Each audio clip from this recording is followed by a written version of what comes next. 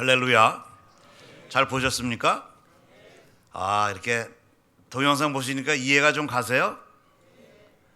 네. 저희가 생각하는 것보다 그곳은 뭐라 그럴까요? 사람 살만한 곳입니다. 거기 너무 덥고 막 이래서 살기 어려운 것 같은데, 환경이 좀 그래도, 또 먹을 것이 좀 부족해도 사람들이 정이 있어요. 그래서 서로 나누고 서로 돕고 그러고 삽니다. 어떨 때 보면은 우리 이렇게 지내는데 풍족하잖아요. 근데 그 가운데 우리가 저런 참 좋은 것을 잊어버리고 가는 거 아닌가라는 생각이 듭니다. 오늘 본문에서 우리가 나눴지만 제가 설명을 안 드리더라도 그것이 어떤 것인가 하는 걸 아실 겁니다. 우리가 줄일 때 먹을 것을 줬고, 목마를 때 물을 줘서 마시게 하고, 또 나그네로 와서 올 때 대접해주고 영접해주고, 또 헐벗었을 때 옷을 입혀주고, 병 들었을 때 돌봐주고, 또 옥에 갇혔을 때 돌아봐주고. 이게 어떻게 보면 참 당연한 거죠, 그죠? 예수님께서는 이렇게 당연한 거를 성경책에 말씀으로 적게 하시고 우리들께 나누게 하셨습니다. 그러고 이렇게 한 사람들에게 영원한 생명을 주시겠다, 맨 마지막에 보면 이렇게 얘기되어 있어요. 본문이 너무 길어서 제가 짧게만 했지만, 이 마태복음 25장은 우리들에게 심판 때에 대한 이야기를 해주는 겁니다. 그 비유의 말씀입니다. 그렇기 때문에 우리가 생각하는 것, 또 그 심판 때가 어떤지를 정말 깨달을 수가 있습니다. 맨 처음에 열 처녀의 비유가 있습니다. 열 처녀의 비유는 심판 때에 슬기로운 다섯 처녀가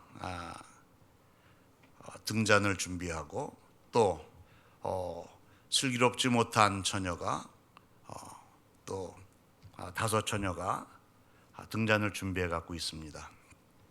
한참 기다리다가 기름이 떨어져 가니까 기름을 좀 구워달라고 그러죠. 그러니까 이 슬기로운 처녀는 너한테 주면 이거 우리 다들 다 못 쓰니까 가서 사와라, 이렇게 얘기합니다. 그래서 그 기름을 사러 간 사이에 신랑이 오죠. 그래서 기름을 미리 준비한 처녀는 다섯은 들어갔고, 문이, 혼인잔치에 들어갔고 문이 닫힙니다. 그러고 기름을 준비해서 사갖고 왔더니 문이 닫혀서 들어갈 수가 없어요. 그래서 문을 두들겼지만 벌써 문은 닫혀버린 그런 후였습니다. 그러면서 마지막에 이야기하시죠. 항상 깨어 있어라 그러고, 그때가, 심판의 때가 언제 오는지 모른다라고 말씀하십니다. 우리 중에서 아는 사람 단 한 명도 없습니다. 깨어 기도하라고 얘기하시고, 그 다음에 달란트의 비유로 말씀하시죠. 5달란트를 주고 주인이 여행을 갑니다. 2달란트를 주고 여행을 갑니다.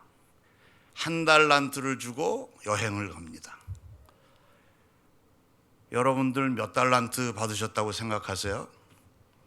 근데 여기 성경에 보면은 1달란트도 안 주고 갔다는 이야기는 없어요. 누구나 다에게 달란트를 주신 겁니다. 그 달란트가 우리가 1달란트를 받았건 2달란트를 받았건 5달란트를 받았건, 하나님께서는 심판 때에 물어보신다는 이야기입니다. 여행 다녀오셔서 어떻게 됐느냐 하고 물어보십니다. 그럼 다섯 달란트 받은 사람이 저는 이거를 열심히 해서 5달란트를 더 벌었습니다. 그러니까 하나님께서는 충성된 종아 그러고 칭찬하셨어요. 2달란트 준 사람한테도 마찬가지로 물었더니 저는 이 2달란트로 2달란트를 더 만들었습니다. 그러니까 충성된 종아 칭찬하셨어요. 1달란트 준 사람한테 물었더니 나는 하나님이 두려워서 이거를 땅에 숨겼다가 다시 꺼내서 주님 오시니까 그냥 드렸다는 거죠. 그러니까 1달란트가 그대로 있는 겁니다. 하나님께서는 꾸짖으십니다. 너 왜 이거를 1달란트 줬는데 이거를 더 만들지 못했느냐. 우리의 삶에 대한 이야기입니다. 심판 때에는 하나님께서는 우리가 어떻게 살았는가를 이야기하시는 거죠. 우리 왜 그러죠? 저분은 어떻게 은사를 좀 많이 받았고 나는 은사를 못 받았고 나도 은사를 좀 더 받고 싶고 막 그런 얘기들 하죠. 많이 받는 게 좋을까요? 조금 받는 게 좋을까요? 5달란트 받으면 5달란트 더 만들어야 되는데 2달란트 받으면 2달란트 더 받으면 되고. 자, 얼만큼을 받느냐가 중요한 게 아닙니다. 하나님께서는 우리가 감당할 만큼의 일들을 주셨어요. 각자에게. 그러니까 우리는 그 맡은 일을 잘해서 그걸 우리 삶 속에서 하나님이 하신 일을 잘 해나가면 되는 겁니다. 적은 일에 충성하는 것이죠. 우리들에게 맡겨진 적은 일들입니다. 큰 일이 아니죠. 선교 큰 일이 아닙니다. 아주 조그마한 일입니다. 막 뭐를 해야 되는 것 같고 이런 생각이 들죠, 마음에? 아닙니다. 아주 당연한 일입니다. 그렇게 삶으로 살아가는 것을 달란트에 비유해서 하나님께서는 우리에게 얘기해 주셨습니다. 그리고 오늘 본문 말씀인 예수님이 다시 오실 때 심판하실 때 무엇을 보겠느냐? 나에게 너희들이 어떻게 했느냐에 따라서 영원한 생명을 하지 않았느냐에 따라서 영원한 벌을 내리시겠다고 얘기하십니다. 그렇게 따지고 보면 우리가 심판이 얼마나 우리들에게 중요합니까? 죽은 후에 결정이 나는 것인데 얼마나 소중합니까? 영원한 생명을 얻느냐 영원한 벌을 받느냐인데 어마어마하게 중요한 일인데 줄인 자를 봤을 때 먹을 걸 기분 좋으면 주고 기분 안 맞으면 관두고 그 얘기는 곧 내가 심판 때 뭐 천국에 가도 괜찮고 지옥에 가도 괜찮다는 얘기 아니겠어요? 이렇게 너무 쉬운 우리 일상적인 이야기를 가지고 하나님께서는 얘기를 합니다. 우리 믿는 자들은 천국에 대한 소망이 다 있습니다. 누구나 다 있죠. 천국은 뭔가요? 천국은 하나님의 나라인데 마태복음 13장에 보면 천국에 대해서 설명을 쫙 하고 계십니다. 좋은 씨를 제 밭에 뿌린 사람과 같다 이렇게 얘기하시죠. 곡식과 가라지에 대한 이야기를 하십니다. 곡식을 씨앗을 좋은 씨를 자기 밭에 뿌린 사람은 그 씨가 얼마나 좋은지를 압니다.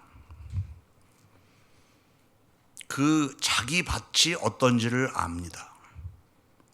그래서 곡식이 잘 자랄 거라는 걸 알아요. 그런데 열심히 농사를 지었는데 거기에 가라지가 같이 자랍니다. 그러니까 이거 가라지 뽑아버려야 되겠네. 곡식 더 잘 자라게. 이런 마음을 누구나 가질 수 있겠죠. 그러니까 하나님께서는 내비둬라.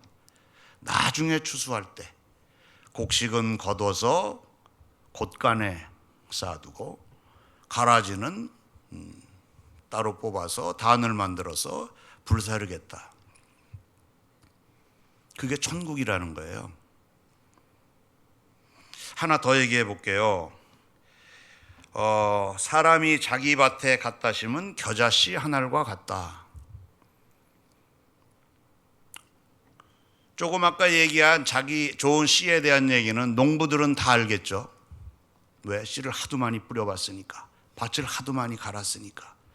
그래서 이 이야기는 농부들은 이렇게 얘기하면 전부 알아들을 수 있었어요.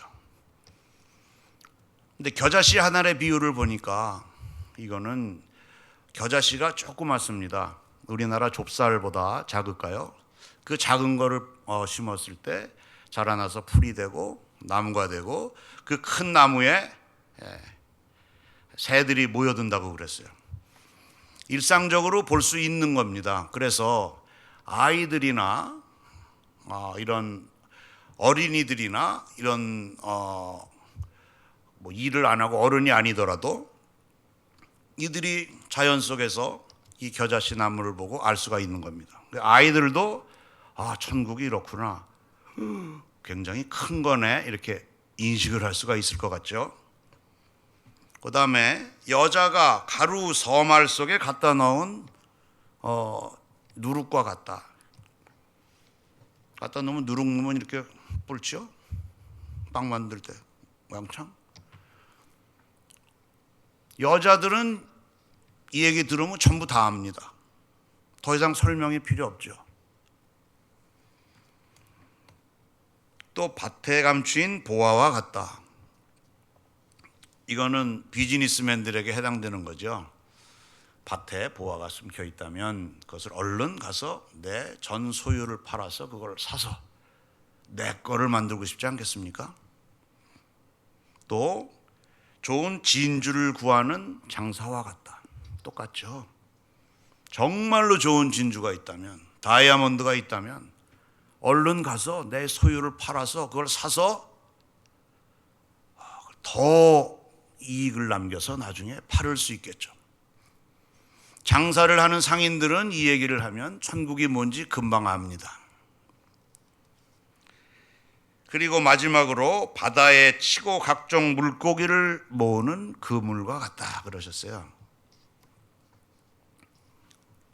바다에는 많은 물고기가 있습니다. 이 세상에는 많은 사람이 있습니다.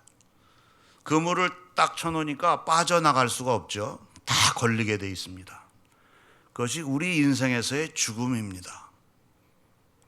죽지 않은 사람은 단 한 명도 없으니까. 그래서 죽을 때는 다 걸리게 돼 있어요, 이 심판에. 그러면 그때 하나님께서는 좋은 거는 그물에서 빼서 이쪽으로, 또 못한 거는 저쪽으로 해서 내버린다고 돼 있어요. 천국과 심판은 뗄래야 뗄 수 없는 그런 이야기입니다. 그래서 우리는 천국을 소망하고 이 땅에서의 또 천국을 누리기 위해서 열심히 노력을 합니다.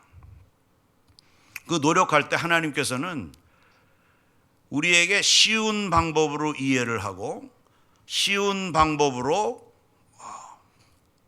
하나님이 예비하신 나라, 하나님 나라를 우리가 받아가질 수 있도록 우리들에게 얘기하고 계신 겁니다. 마태복음 본론으로 다시 돌아가서 마태복음 25장에 35절 36절의 앞부분을 보면은 예수님께서 이 땅에 오실 때의 이야기가 나와 있습니다. 천사와 같이 오신대요.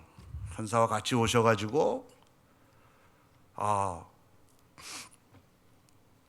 우리들에게 창세부터 예비하신 나라를 상속하라고 얘기하시는 겁니다. 그 뒤에 바로 이 말씀이 나와요. 왜 바로 이 말씀이 뒤에 따라 나올까? 하나님 나라를 우리 보고 받으라고 얘기하시면서 바로 왜 이 뒤에 줄인 자에게 먹을 것을 주고 또 목마른 자에게 마실 것을 주고 나그네를 영접하고 헐벗은 자에게 옷을 입혀주고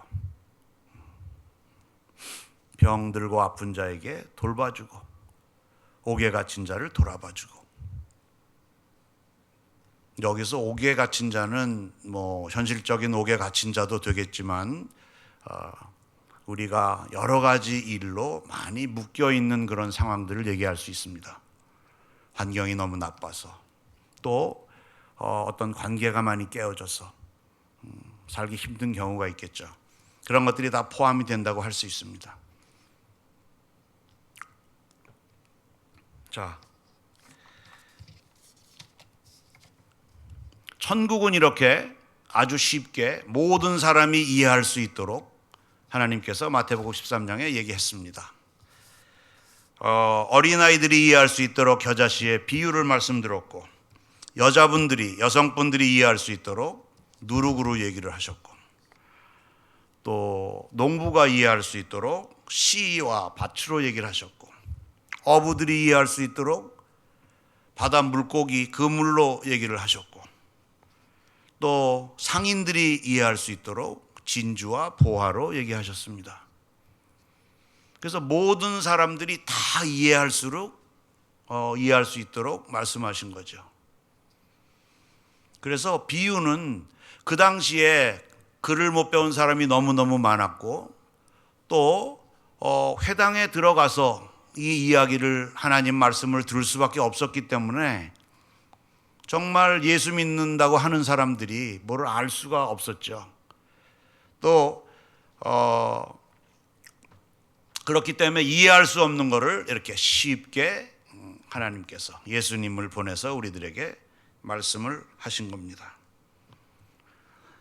천국의 크기를 이렇게 가늠잡아 보실 수 있겠어요?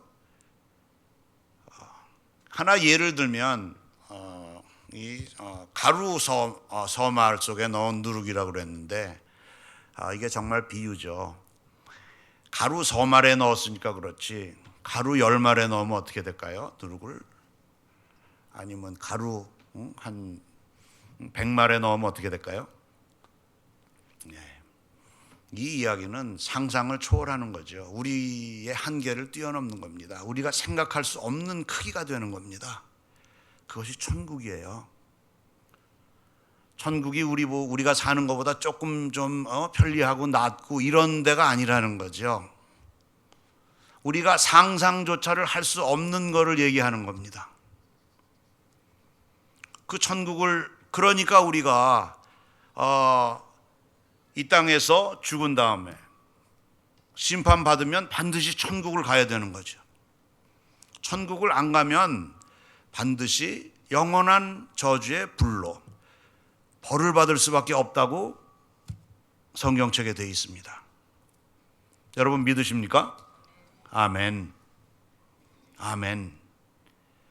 그래서 우리가 정말 내가 가장 가까워하는 사람, 내가 정말 사랑하는 사람, 내가 정말 소중하게 생각하는 사람한테 복음을 전해야 되는 거예요. 천국의 이야기를 들려줘야 되는 거예요. 왜? 바깥에서는 들을 수가 없으니까. 내가 정말 좋아하는 사람한테 가장 중요한 거를 주고 싶지 않으십니까? 가장 좋은 걸 주고 싶지 않으십니까? 자, 오늘 말씀이 그겁니다. 자, 그러면 하나님은 사랑이시라고 그래서 모든 게 사랑 안에 하나가 되는데, 예수님께서는 우리를 구원하시기 위해서 이 땅에 오셔서 십자가에 못 박혀 죽으시고 3일 만에 부활하셨습니다. 부활하셔서 40일 동안 제자들을 만나시고 또 가르치십니다. 그리고 가장 수제자라고 얘기하는 베드로에게 묻습니다. 너는 나를 사랑하느냐? 베드로 하면 어때요? 생각나는 게 의리가 있고 약간 좀 터프한 거는 있지만 끝까지 예수님을 보호하려고 노력했던 사람이죠. 하지만 예수님이 로마 군병에게 잡혀서 십자가에 달릴 때 어떻게 합니까? 도망갑니다. 그러고 3번을 부인합니다. 나는 그런 사람 모르고, 나는 그 사람하고 전혀 상관이 없습니다. 당신 무슨 말을 하는 거예요? 나는 그 사람이랑 상관이 없다니까. 딱 잡아댑니다. 수제자입니다. 그게 우리의 모습 아닙니까? 내가 예수 잘 믿어서 이웃을 사랑한다고 하면서 이웃 사랑하세요? 이웃 사랑 어떻게 하는 거냐고 물어보죠. 예수님께서 그렇게 얘기하니까 베드로는 뭐라고 얘기하냐면 내가 주님을 사랑하는 줄 주님께서 아십니다. 그러니까 예수님께서는 어떻게 해요? 처음에 내 어린 양을 먹이라 그렇게 얘기하시죠. 두 번째 똑같이 질문하십니다. 베드로야, 네가 나를 사랑하니? 그러니까 대답을 똑같이 주님이 내가 주님 사랑하는 거 잘 아시지 않습니까? 그러니 내 양을 치라 이렇게 말씀하십니다. 세 번째 다시 묻습니다. 예수님이 너 나 사랑하냐 진짜? 네, 예수님 사랑합니다. 예수님이 그거 잘 아시지 않습니까? 그러니 다시 내 양을 먹이라 이렇게 말씀하십니다. 그리고 나를 따르라 이렇게 말씀하시죠. 예수님이 생각하시기에 내 어린 양이 누구겠습니까? 바로 우리들이에요. 이웃이에요. 베드로의 이웃. 그 이웃을 먹이고 또 치는 게 뭐예요? 돌보고 맹수로부터 보호하고 잘 자는지 못 자는지 보고 목마르지 않게 물도 먹이고 그 가축을 치면은 말입니다. 그 아프리카에서 가축 치면은 소떼나 염소떼를 데리고 하루 종일 물을 찾아서 갑니다. 가서 물을 먹이고 데리고 옵니다. 그게 목동의 하루의 일과입니다. 그거를 매일같이 반복합니다. 그러면 그 목동은 하는 일이 매일같이 가서 물 주고 풀 뜯어 먹이고 그러고 오는 거예요. 그럼 할 일 끝나는 거예요. 그 사람이 일상적으로 하는 일이라는 거죠. 삶이라는 겁니다. 여러분들은 하루 종일 뭐 하십니까? 일들이 직업에 따라 좀 다르죠. 사업하시는 분들은 여러 사람들을 만나서 어떤 이익을 얻기 위해서 노력을 하실 것이고, 또 회사 직장에 다니시는 분은 그 직장에서 맡은 일을 잘해서 승진을 하고 또 거기서 일어나는 이익들을 잘 받아서 삶을 좀 더 윤택하게 하려고 그러시죠. 농부들은 더 좋은 거를 더 좋은 밭에 뿌려서 수확을 많이 거둬서 이익을 내려고 할 것입니다. 이렇게 이 모든 것이 이루어져 가는 거죠. 우리의 목표는 우리가 잘 사는 곳에 있습니다. 근데 잘 살려고 노력을 하다 보니까 천국에 대한 생각을 깜빡깜빡 잊어먹어요. 천국에 대한 생각은 하나님이 주시는 생각입니다. 우리가 세상에서 살아가는 것은 우리의 환경에서 받는 우리의 생각입니다. 우리는 환경의 지배를 받기 때문에 어쩔 수 없이 그런 환경의 노예가 되는 거죠. 하지만 우리 기도하는 사람들, 크리스찬들, 예수님을 믿겠다고 하는 사람들, 예수님을 믿는 사람들, 우리들은 바로 천국을 소망하는 그런 사람들입니다. 오늘 이 말씀이 너무 쉬워서, 너무 지키기가 쉬워서 어떻게 생각하실지 모르겠어요. 이렇게 쉬운데 배고픈 사람에게 먹을 거 주는 거, 이게 비단 아프리카뿐이 아니고 다른 나라도 마찬가지고 또 우리 이웃도 마찬가지입니다. 우리 크리스찬이 먼저 솔선수범해서 이런 그 분위기를 만들어가고 천국이 이 땅에서도 천국을 함께 소유하는 그런 사람들이 되어야 할 것입니다. 하나님께서는 창세로부터 우리들을 위해서 예비하셨대요. 예비된 나라가 있으시대요. 하나님 나라예요. 천국이에요. 이것을 너희들에게 주겠다. 왜? 너희들은 나의 자녀니까. 그러니 상속을 받으라. 상속을 받으려면 이런 것들을 해라. 어려운 거를 얘기하시는 게 아니고 쉬운 거, 삶 속에서 우리가 하나하나 쉽게 해나갈 수 있는 거를 얘기하고 있는 것입니다. 바로 그럴 때 저희가 천국을 소유할 수 있게 되고 저희가 선교를 할 수 있는 것입니다. 왜냐하면 예수님께서 돌아가시고 또 승천하시고 난 다음에 성령을 보내주셨어요. 그래서 우리는 지금 성령 시대에 삽니다. 이 성령 시대에 살면서 우리에게 보내주신 선교의 사명이 있습니다. 성령이 너희에게 임하면 그 권능을 받아서 예루살렘과 온 유대와 사마리아와 땅끝까지 내 증인이 되리라. 이것이 곧 베드로에게 얘기하신 나를 따르라와 일맥상통하는 명령이 아니겠습니까? 선교는 이렇게 해서 이런 줄거리로 해서 선교의 사명을 우리가 받아가는 것입니다. 그래서 이거는 선교요, 저거는 선교가 아니요, 이렇게 얘기하는 것이 아니에요. 선교는 우리들의 삶 가운데 있는 것입니다. 삶을 통해서 선교할 수 있는 것입니다. 저희가 선교지에 가면 그런 것들을 직접적으로 볼 수 있는 거죠. 우리나라도 옛날에 다 그랬어요. 여기 연세 드신 분들은 다 아세요, 그거. 그거 전부 경험하셨기 때문에.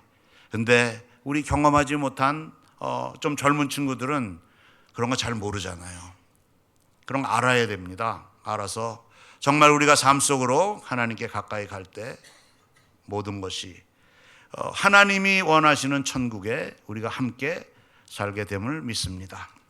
아멘. 제가 간증을 하면은 너무 길어지는데 조금만 짧게 하나만 할게요.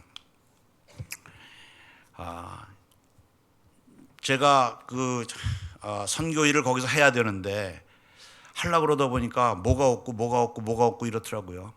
그래가지고 야, 이거 참 이것저것 할 게 없구나, 막 이런 생각이 들었어요. 근데 가만히 앉아가지고 생각을 곰곰이 해보니까 내가 있는 거 가지고 할 게 있더라고요. 하나 둘 나오더라고요. 그래서 그걸 시작했어요. 그러니까 남이 힘들어하면 가서 얘기 들어주는 겁니다.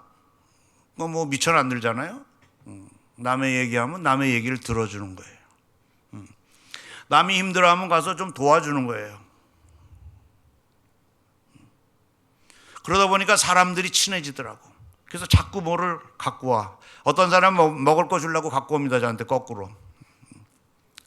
그렇게 선교를 시작하게 하고 그들의 마음을 하나님께로 이끌 수 있도록 하더라 이거죠. 그랬더니 그 사람들이 저한테 와서 이게 뭐를 해달라 이런 게 너무너무 많은 거예요. 한 개 두 개 해주다 보니까. 그러니까 저는 생각에 이거는 해주고 저거는 안 해주고 이건 해주고 저거는 안 해주고 그러기가 참 어렵지 않습니까? 그래서 알았다고. 또 거기는 함부로 오케이를 하면은 그대로 받아들이기 때문에 참 어려워요. 뭐냐면 피곤합니다. 계속 와서 얘기를 하면은. 그러니까 잘 얘기를 해서 순서를 둬서 하나하나 해나가기를 시작했습니다. 그랬더니 그것이 힘이 붙고 또 아까 얘기한 것처럼 커지고, 내가 커지게 하려고 한 것도 아닌데 커지고 여러 개가 화합이 되고, 이렇게 해서 하나님이 선교를 직접 하시는 것을 저희가 경험합니다. 선교 내가 하는 게 아니구나. 하나님께서 하시는 거구나. 하나님이 주신 말씀으로 하는 거구나. 내가 그대로 지냈더니 그대로 되는 거구나. 하나님의 말씀이 옳구나. 하나님의 말씀대로 살아야 되겠구나. 이거를 깨닫게 하시는 거다 이거죠. 그래서 저는 선교를 하면서 제가 너무너무 더 은혜를 받아요. 깨달으니까. 하나님의 말씀대로 살아야 되는데 말씀대로 안 살으면은 안 좋은 일이 생기고, 말씀대로 살으면 좋은 일이 생기고, 근데 그게 시간차가 있지 않습니까? 근데 그것을 즉각 선교지에서는 경험할 수 있게 돼요. 그렇기 때문에 너무너무 큰 축복입니다. 우리들의 삶 속에서 놓치고 있는 것, 가장 쉬운 것, 지극히 작은 자 하나에게 해주는 것, 이것이 선교입니다. 나의 마음이, 나의 기도가, 나의 물질의 헌신이, 이것이 지극히 작은 자 하나에게 해주는 것, 바로 그 자리에는 예수 그리스도가 있기 때문입니다. 예수 그리스도는 친히 오셔서 그 크신 하나님인데 우리에게 지극히 작은 자 하나로 오신 거예요.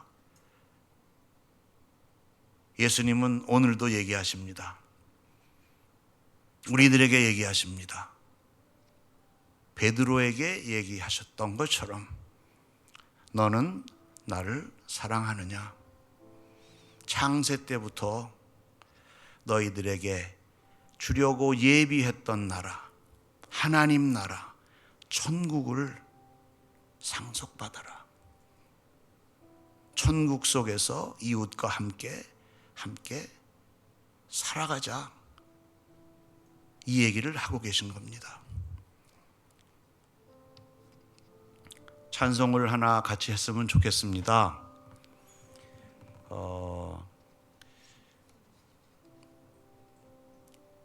주님 다시 오실 때까지 제가 올 때마다 부르는 곡인데요.